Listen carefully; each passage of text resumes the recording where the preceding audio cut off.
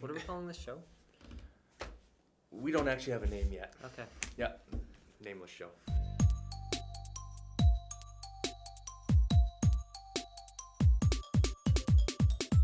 Okay, welcome to the show that does not yet have a name. So we've got a couple of topics here. We've both got our topic pieces of paper in front of us, which we didn't have in our proof of concept video, but now we do have for the pilot.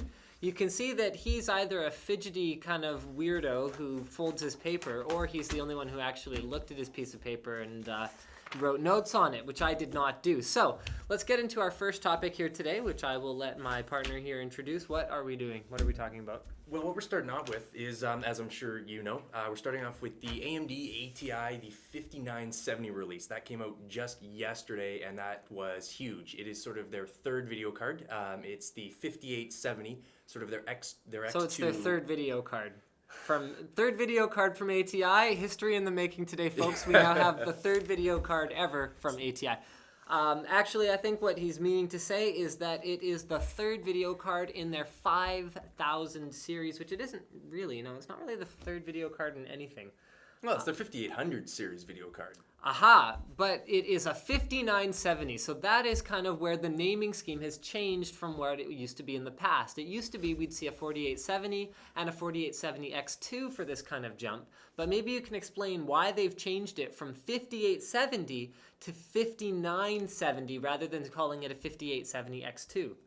I don't know, actually, to be honest with you. I'd say it's more of the stigma relating, sort of to the dual GPU version. The reason then is because it is a clock speed change, actually. The 5870 X2 is not clocked at the same speed as a 5870. It's actually clocked around the same speed as a 5850, but it includes all of the stream processors and texture units that the 5870 does. So it's not really an X2 of either. It's more of a hybrid of the two different ones and then two of them. So that's why they're calling it a completely different series. And it also unifies the whole naming scheme a little bit because now it's all 4 digits instead of tacking on an X2 at the end. Interesting. Now, it's funny to note that NVIDIA sort of did that as well with their GTX, with their 295. Yes, they did. The 295 was done much the same way. So, okay, what else do we have? Interesting. No, the one thing that really stood out about, obviously, aside from the fact that it blows everything out of the water in terms of performance, which we will take a look at, is the size of this thing. When our mic, nice. When our mic measured it from Hardware Canucks, he had 12.25 inches. Now, sort of depending on the card and the size of the cooler, it will differ. Depending on, the glasses she's wearing or... Yeah, exactly. Either way, it's going to be between 12 and 12 and a half inches. Right. That's enormous. The 5870 itself, let's see, I think we actually have a picture of it here. Okay. The 5870 itself was 11 inches, and that wowed people. We're an inch and a half, larger. So what kind of cases is something that big going to be able to fit in? That's what I want to know. Well, I mean, the full ATX standard actually accommodates for up to a 13-inch card, 13-inch expansion card. So we're not beyond the standard yet as far as that goes. However, I mean, it is kind of ridiculous. So for something like an Antec P183, you're going to be pulling out the drive cages in the top, so you can only install 4 hard drives instead of the normal 6. Whereas for something like a Corsair Obsidian 800D, you could potentially install 6 of the things, and it wouldn't run into any issues whatsoever. Right. It's going to depend what kind of case you're using. I wouldn't expect it to fit into a micro ATX case. No, but basically what you're going to have is you're going to have people that are going to have to change their cases in order to accommodate this video card. You have people, even with gamer cases like the Antec 900, when I measured it for the 5870, hair's breadth of room. For this thing, you're going to have to get a whole new case in order to accommodate your new video card. Well, frankly, if you can afford to pay $700 for a video card, you can probably afford to grab a case that it fits in. So I guess availability is one of the big things that's the talk of the town as far as the whole 5800 series goes, because frankly, we have none in stock right now.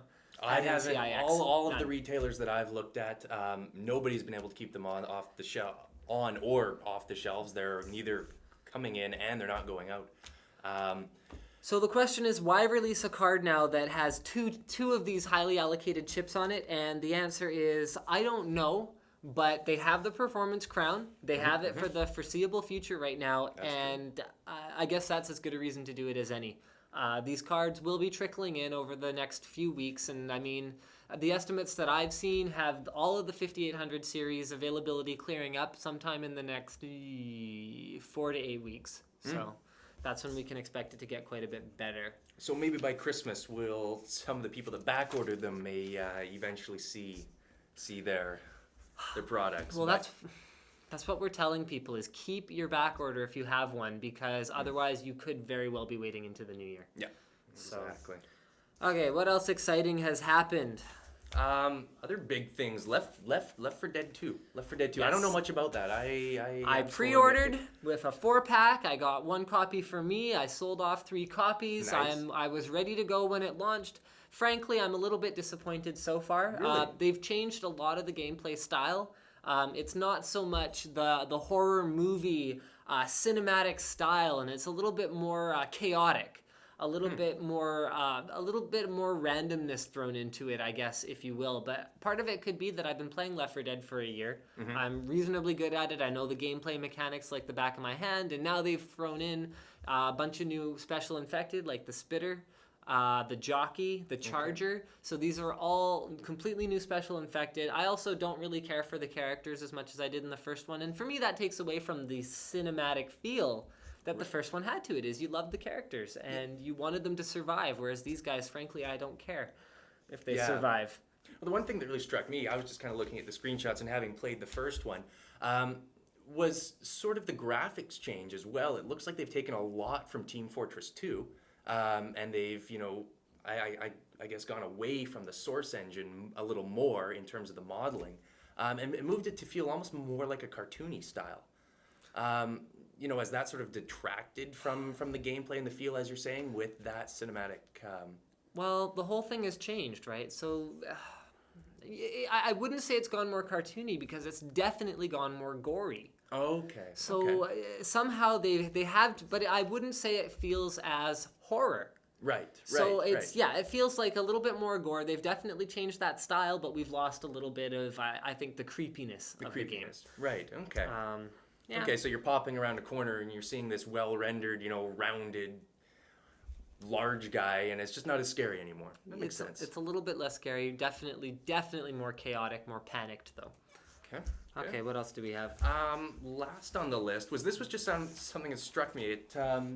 We've been forgetting to change this. Yeah. Way to go. It was supposed to be okay, so here we have 5970 performance. Here's Left 4 Dead 2. Yes, we already talked about this. Awesome. Go team. Yeah, see, there's the characters that I don't care about, okay? And then next we have this. This is cool. Okay. Yeah, I was pretty impressed by this. I haven't seen this until you showed me it, so I'll let you explain. What is this? Well, basically what it is, it's a new motherboard, by DFI. It's a P45 chipset, right? Okay. That's all fine and dandy. Well, we've seen that before. What it has on it is the NVIDIA Ion.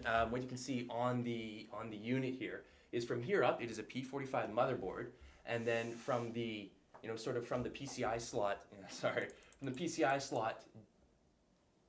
south, is the NVIDIA Ion chipset with the Intel Atom processor. Okay, so this is one motherboard here. Yes. And this is a motherboard. There's a whole other motherboard there. Okay. You're going to be using Core i5 as your primary CPU. And P45, so I think he means Core 2. Core 2, yeah. That's okay. So here we've got DDR2 slots. Here we have DDR2 SODIMM slots, and that's for the Ion board. And so this would be memory for this system. So you've got 2 different systems on a board, and the question is why? Why is that? You know what? I looked at this and I said, it is super cool, but why? I couldn't answer the question myself. However, what people are saying is that, for somebody like us, if you're going to be doing any video rendering on your primary PC, you'll be able to quickly switch over. They have a KVM, sort of a KVM style thing, completely built onto the motherboard. And that'll allow you to quickly switch over from one over to the other. So if you're using your primary PC, you can switch over the Intel Atom. It's not going to be as fast. You'll be able to word browse, do your processing, all that sort of fun stuff on the secondary PC, and you can switch like that. Interesting. And then can you actually run fully independently? So if my sister wants to borrow my computer And so now I don't have to get up. And if I have a separate monitor, keyboard, and mouse, I can have it plugged in and they can sit over there and use the Ion PC. And I can use my P45 PC. Is that how this works? Or? No, it's not going to, because Okay. they only have a single, like on the actual, I wish I had some pictures of it, but on the actual back, the I/O area of the motherboard, there are just single outputs. Okay. Right? So you will only be able to use, you know, with their KVM style, you will only be able to use one set of keyboard, keyboard and mouse, monitor, Right, etc. Okay, because I mean, that's always, you know what, here, this isn't on our agenda. We're done with the agenda. But here's something I've always thought about. With all the power we have today, I was looking at my system the other day. I went, okay, I've gotten 4 CPU cores. Right. I have enough RAM to choke a horse. I have 2 video cards. I have 4 hard drives. Why exactly is it that I can't plug in 2 completely separate sets of peripherals and have 2 half-powered gaming machines?